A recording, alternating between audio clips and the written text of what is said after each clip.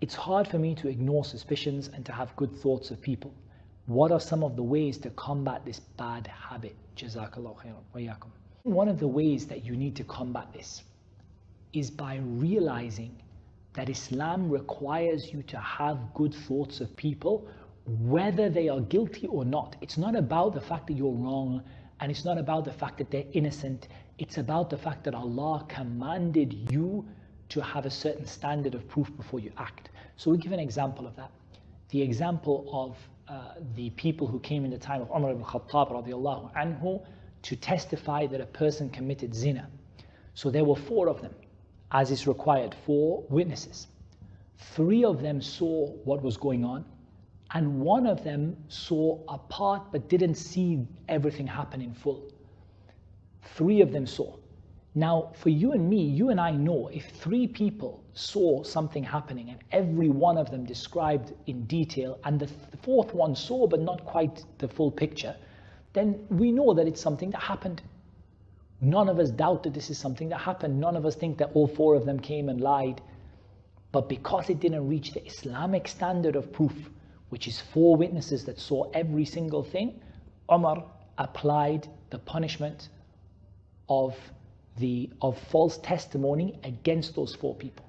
So this is what I mean about the fact that, sometimes you think, well, I've got a right to be suspicious, but you don't have a right because Allah told you don't have a right. It doesn't matter whether you might be right or you might be wrong. Islam has certain standards, so it's not about the fact that you think it might be true or you don't think it might be true. It's about the fact that Allah Azza wa Jal commanded you to uphold a certain standard. So that's the first thing. I think it's a good habit to get into. You need to get into the habit of realizing that you can be wrong, of realizing that the right of your brother, and thinking of things how you would want to be treated if you were in that situation yourself. لا يؤمن أحدكم حتى يحب لأخيه ما يحب لنفسه. None of you really believe until you love for your brother what you love for yourself. And wouldn't you want to be considered to be innocent by your brother or your sister in Islam if you were the one in that position?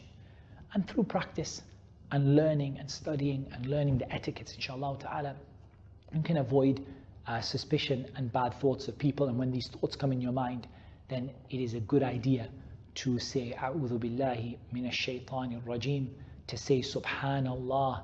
It's not right for us to speak about this.